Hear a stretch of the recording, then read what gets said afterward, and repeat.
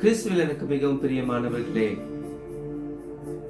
இந்த நாளிலே உங்கள் அனைவரையும் சந்திப்பதிலே நான் பெருத்த மகிழ்ச்சி அடைகிறேன். இந்த நாளிலும் நாம் ஆண்டவராகிய இயேசு கிறிஸ்து சிலுவையிலே உதிர்த்த அந்த 7வது வார்த்தை குறித்து நாம் இன்று தியானிக்க இருக்கிறோம். நம் உள்ளத்தை திறந்து கொடுத்து ஆண்டவர் சொல்லுகிற வார்த்தைகளை நம் உள்ளத்திலே நாம் ஏற்றுக்கொள்வோம். இந்த நாள் தியானத்திற்காக ஆண்டவர் நமக்கு கொடுத்த அதிகாரம் நற்செய்தி லூக்கா 23ஆம் அதிகாரம் இறை வார்த்தை 46வது வசனத்தை ஆண்டவர் கொடுத்திருக்கிறார். இயேசு, பிதாவே, உம்முடைய கைகளில் என் ஆவியை ஒப்புவிக்கிறேன் என்று மகா சத்தமாய் கூப்பிட்டு சொன்னார். இப்படி சொல்லி ஜீவனை விட்டார். எனக்கு அன்பானவர்களே, ஆண்டவராகிய இயேசு கிறிஸ்து சிலுவையிலே உதிர்த்த கடைசி வார்த்தை, பிதாவே, உம் கையில் என் ஆவியை நான் ஒப்புவிக்கிறேன். மகா சத்தமாய் பாருங்க, அவர் உடலிலே பலன் இல்லை, திடன் இல்லை, சோர்ந்து போயிருக்கிறார். கடைசி சொட்டு ரத்தம் வரைக்கும் அவர் எல்லாவற்றையும் சிந்தி அவர் தீர்த்து விட்டார்.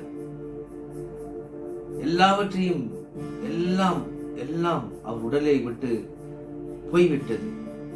ஒரு உடம்பிலே ரத்தம் இல்லாமல் ஒரு மனிதன் எப்படி இருக்க முடியும்? உடலிலே ரணங்கள், வேதனைகள், உச்சம் தலையிலிருந்து உள்ளம் கால் வரை ஒரு இடத்தையும் அவர்கள் விடவில்லை. தலையிலே முற்கிடத்தை கொடுத்தவர்கள் காலிலே ஆணிகளை கொடுத்தார்கள். முகம் அந்த கோரமாய் இருந்தது. அது ஒரு மனுஷருடைய முகம் போலவே இல்லை என்று ஏசாயாவில் சொல்லப்பட்டிருக்கிறது. ஆண்டவருடைய முகம் ஒரு மனிதனுக்கு உண்டான முகமே இல்லை. அவ்வளவு ஒரு அகோரமான முகத்தை, அவ்வளவு காயங்கள் அவருடைய தலையிலும் சரி, கழுத்திலும் சரி, கைகளிலும் சரி, உடலிலும் சரி, எங்கு அவர்கள் விட்டார்கள்? பிரம்படி, கசையடி,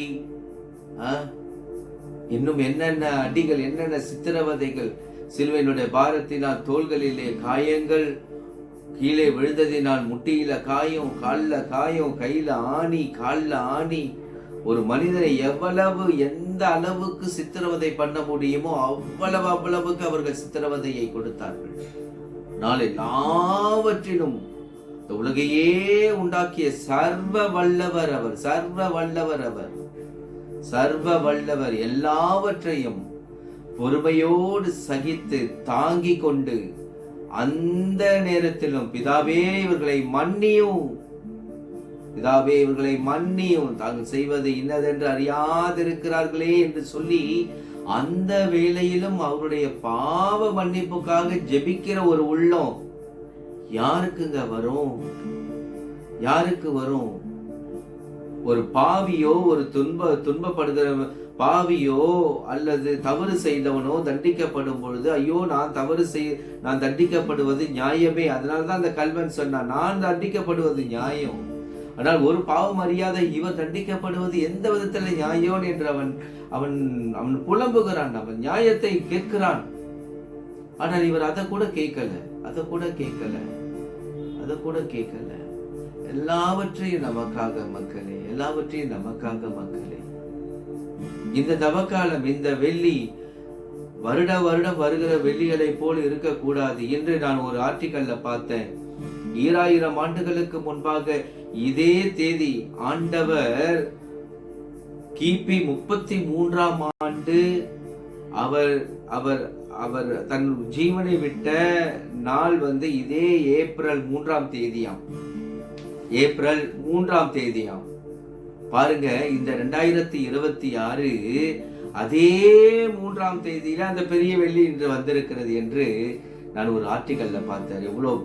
எவ்வளவு ஒரு நம்ம பாருங்க, இந்த பெரிய வெள்ளி அவ்வளவு ஒரு புனிதமான வெள்ளிங்க.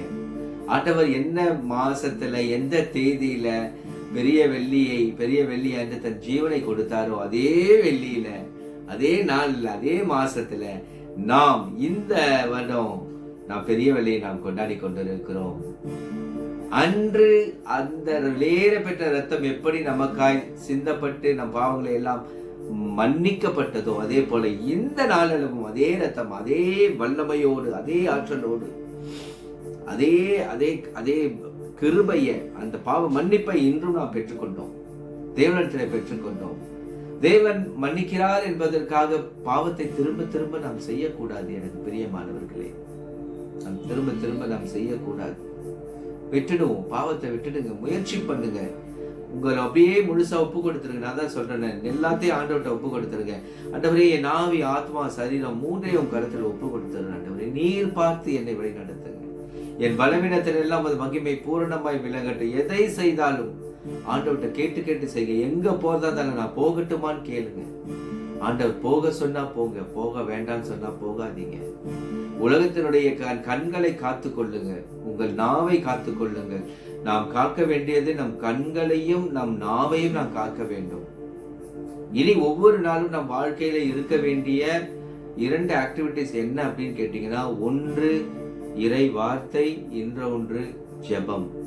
குடும்ப ஜெபமும் இருக்கட்டும், தனி ஜெபமும் இருக்கட்டும். நேரம் இருக்குமானால் காலையிலோ மாலையிலோ திருப்பலிக்கு போங்க. அருட்சாதனத்தை பங்கு கொள்ளுங்க. ஆண்டவருடைய உடலை, சரீரத்தை பெற்றுக்கொள்ளுங்க. அது ஒவ்வொரு நாள் நம் ஆன்மாவை வளர்க்கிற காரியம் அது.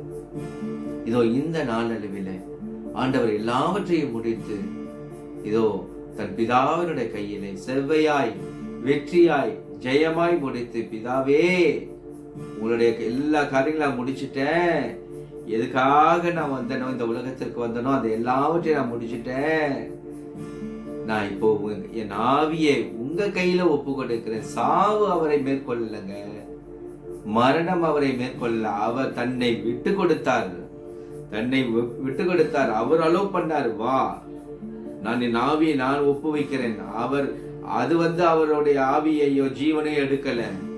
அவர் தான் தன் ஜீவனை தன் பிதாவின் கையில ஒப்பு கொடுத்து, அப்பா நான் போதும்ப்பா, எல்லாத்தையும் முடிச்சிட்டேன்ப்பா, என் பணியை நான் செவனை முடிச்சிட்டேன்ப்பா, உங்களுடைய ஆசையை நான் நிறைவேற்றிட்டேன்ப்பா, மக்களை காப்பாத்திட்டேன்ப்பா, மக்களை உங்ககிட்ட திருப்பி கொண்டு வந்து இணைச்சிட்டேன்ப்பா, பிசாசை நான் தலையை நசுக்கிட்டேன்ப்பா, ஜெயத்தை எடுத்துட்டேன்ப்பா, எல்லாத்தையும் முடிச்சுட்டேன்ப்பா, நான் வருகிறேன் என்று சொல்லி தன் ஆவி அவர் கையில் அவர் ஒப்பு கொடுத்தாருங்க. இப்படிப்பட்ட தேவனை நாம் தேவனாய் பெற்றிருப்பது நாம் பெற்ற எவ்வளவு பெரிய பாக்கியம். எனக்கு பிரியமானவர்களே, பெருமைப்படுங்க. நீங்க கிறிஸ்துவராய் இருக்கிறதுக்காக பெருமைப்படுங்க. கிறிஸ்துவன் என்றால் யார்? கிறிஸ்து அவன், அவ்வளவுதான்.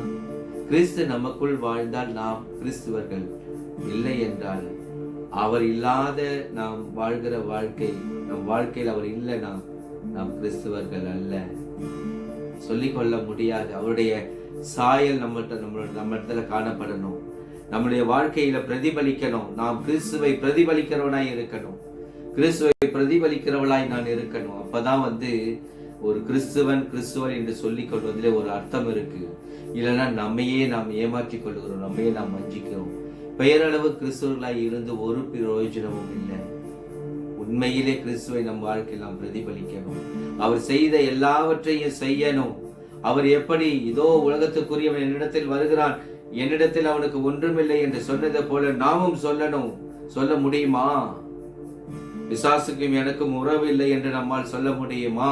அப்படி நாம் சொல்லுகிறோம் என்றால் அவனுடைய செயல்கள் எதுவும் நாம் இந்த சரீரத்திலே நம் வாழ்க்கையிலே நாம் நிறைவேற்றாதவர்களாய் இருக்கணும்.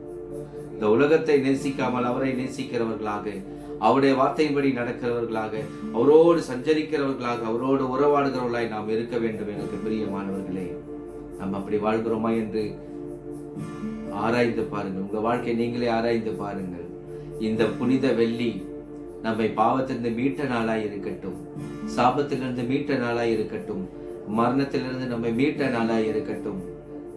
நாம் நிரந்தரமாய் பாவத்திற்கு குட் பை சொல்லிட்டு ஆண்டவருடைய கரத்தை பிடித்துக் கொண்டு நடக்கிற நல்ல பிள்ளைகளாய் நாம் இருப்போம். எனக்கு பிரியமானவர்களே, இதோ ஆண்டவருடைய கிருபையினாலே நாம் இந்த நாளோடு ஆண்டவர் சிலுவையில் உதித்த 7 வார்த்தைகளை குறித்து நாம் தியானித்தோம். இந்த வார்த்தைகளை எல்லாம் ஒவ்வொரு நாளும் தியானிங்க. நான் ஏற்கனவே சொன்னது போல ஆண்டவருக்கு மிகவும் பிடித்த ஆராதனை சிலுவை ஆராதனை. அதிகமா சிலுவை ஆராதிங்க, சிலுவை அதிகமா ஆராதிங்க. சிலுவை என்று சொன்னால் சிலுவை அல்ல, அந்த சிலுவையிலே தொங்கிய நம் ஆண்டவராகிய இயேசு கிறிஸ்துவுடைய பாடுகளை தியானித்து ஒவ்வொரு காயங்களையும் தியானித்து ஆராதித்து முத்தி செய்து அந்த காயங்களை மெருகேற்றுங்க, அந்த காயங்களை போற்றுங்க, அந்த காயங்களை துதிங்க. அது ஆண்டவருடைய இதயத்துக்கு ஆறுதலாக இருக்கும், அவர் பட்ட காயங்களுக்கு ஆறுதலாக இருக்கும். நான் மீண்டும் சொல்லுகிறேன், மீண்டும் நாம் பாவத்திற்குள் சென்று பாவம் செய்யும் பொழுது நாம் தான் அவரை கசையால் அடிக்கிறோம், நாம் தான் அவரை பிரம்பால் அடிக்கிறோம், நாம் தான் அவரை அவமானப்படுத்துகிறோம், நாம் தான் மீண்டும் அவருக்கு சிலுவையை கொடுக்கிறோம். கைகள் செய்கிற பாவங்களுக்கு அவர் கைகளில் ஆணிகளை ஏந்துவார். கால்களால் போகக்கூடாத இடங்களுக்கு நம் கால்கள் போகும் பொழுது அவர் கால்களிலே மீண்டும் ஆணிகளை அடிப்பது நீங்க தான், நாம் தான் அடிக்கிறோம். நீங்கள் பாவம் செய்யும் பொழுது ஆண்டவர் வதைக்கப்படுகிறார் என்பதை நினைத்துக் கொள்ளுங்கள். இது உங்கள் இதயத்தை விட்டு போகவே வேணாம். அது அப்படியே இருக்குமானால் நாம் ஒரு தவறு நாம் செய்ய மாட்டோம், செய்யக்கூடாது. ஆண்டவருக்கு மீண்டும் நாம் கசையடி கொடுக்க கூடாது, நாம் ஆணிகளை கொடுக்க கூடாது, கால்களில் ஆணிகளை கொடுக்க கூடாது.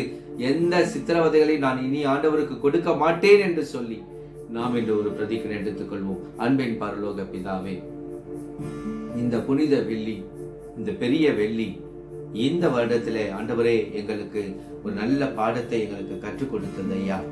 இனி ஒரு பொழுதும் என்னுடைய செய்கைகளினாலே நாம் உமக்கு மீண்டும் காயங்களை கொடுக்க மாட்டேன், ஆணிகளை கொடுக்க மாட்டேன், சிலுவையை கொடுக்க மாட்டேன், கசையடிகளை கொடுக்க மாட்டேன், பிரம்படியை கொடுக்க மாட்டேன். எல்லாவற்றிலும் என்னுடைய புனித, என்னுடைய பரிசுத்தமான வாழ்க்கை, நான் வாழ்கிற பரிசுத்தமான வாழ்க்கை ஆண்டவரே உமது காயங்களை புதுப்பிக்கிறதா இருக்கக்கூடாது, உமது காயங்களுக்கு மருந்து போடுகிறதா இருக்கணும். உமோடு ஒன்றித்து வாழ கிருபை தாரும். இயேசு மூலம் ஜெபம் கேளும் பிதாவே. ஆமேன், ஆமேன், ஆமேன்.